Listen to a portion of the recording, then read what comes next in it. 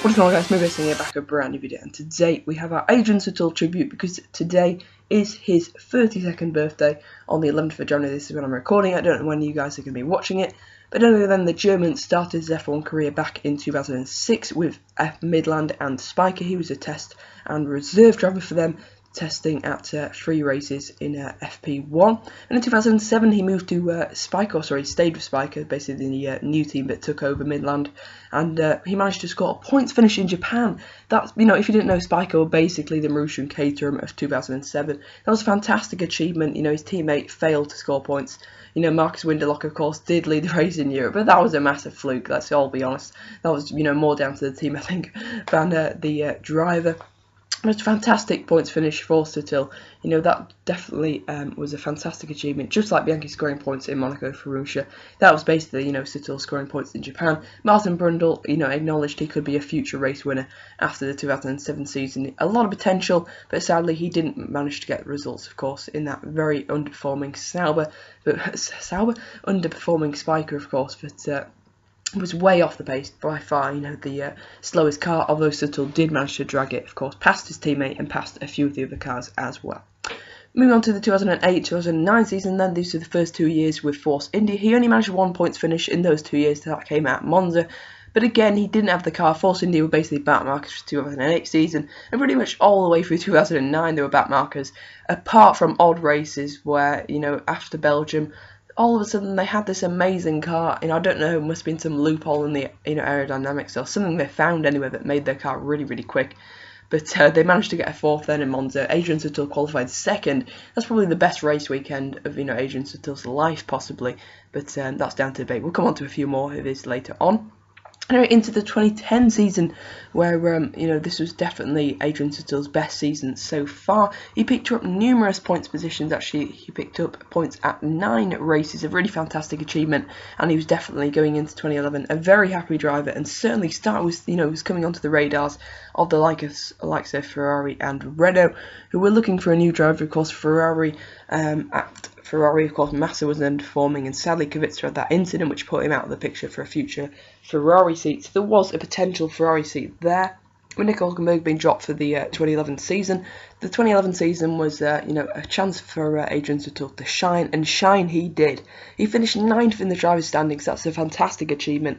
To do that in a Force India, to finish ahead of the Renault drivers, only to be beaten by Mercedes, Ferrari, McLaren and Red Bull. Of course, you're not going to beat them, really, are you, over the season? So it was a fantastic achievement from Adrian Sutil to finish 9th, and then, of course, we move on to 2013. Of course, that's just 2 seasons ago. He missed 2012, basically all because of basically punching someone in a nightclub. Lewis Hamilton wasn't there at the trial because he had a McLaren car launch coming, and of course, McLaren pretty much, I'm pretty sure, planned, so he couldn't be there. But Adrian Sutil still came back then for 2013. He beat Jules Bianchi to the 2013 seat. Force India was really great in the first half of the year, but sadly Adrian Sutil had a lot of bad luck. He only managed to score on 4 occasions, but one of those was a brilliant drive at Monaco to come home 5th, and also Australia. He came back with a bang to Formula 1, running in the podium places, and was unlucky really to score 7th place, given a few laps less in the race, and then Adrian Sutil might have finished 4th or 5th, but nevertheless he was happy with 7th. But he sadly never was really able to build on that. Apart from Monaco, he scored a 7th at Silverstone, of course, in that very, very crazy race. But after Silverstone, of course, they changed the tyre compounds. Force India were really uncompetitive. He only managed to score on 4 occasions, and then of course he was dropped by Force India in favour of Hülkenberg and Perez. In 2014 he moved to Sauber. The Sauber was really, really poor, as you guys will know. It was one of the trickiest cars to drive. He had a lot of bad luck, a lot of failures. What people don't know is that when he crashed, a lot of them were actually failures, like in Germany. And of course he did that very dramatic spin, his brakes were failing there. People just presumed that was a mistake, but it wasn't. And he came very close to points in Hungary, in USA, of course, where he was, taken out.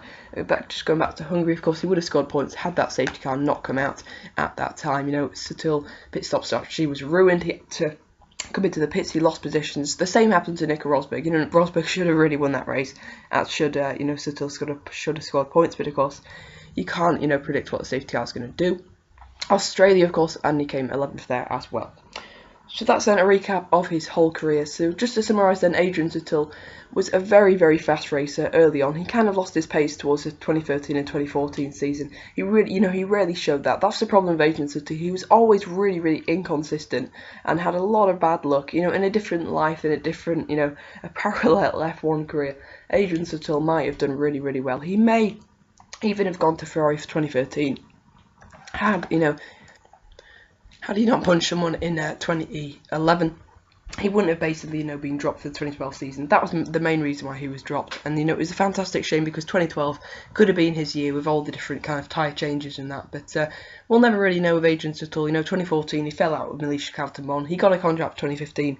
That's just a year really to forget. But, you just look at the 2011 year and that just proves that, Adrian Sutil had the potential to be a really great driver, but sadly we could never be able to convert all that pace and the aggression and convert it into some good results. But that's basically then my tribute to Adrian Sutil, of course.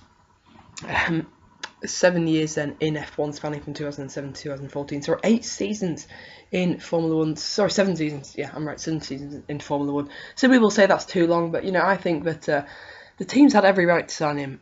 Each year. Force India had the right to keep him on because he was steadily improving, and his 2011 performance, of course, finishing ahead of Nick Heidfeld, Vitaly Petrov, Bruno Senna, Rubens Barrichello, just proves that, he was doing a really good job in 2011 and definitely deserved to get a seat for 2012, but sadly, he was dropped. He could find a seat elsewhere. Maybe he had the knowledge that he could get his 2012 his Force India seat back for 2013.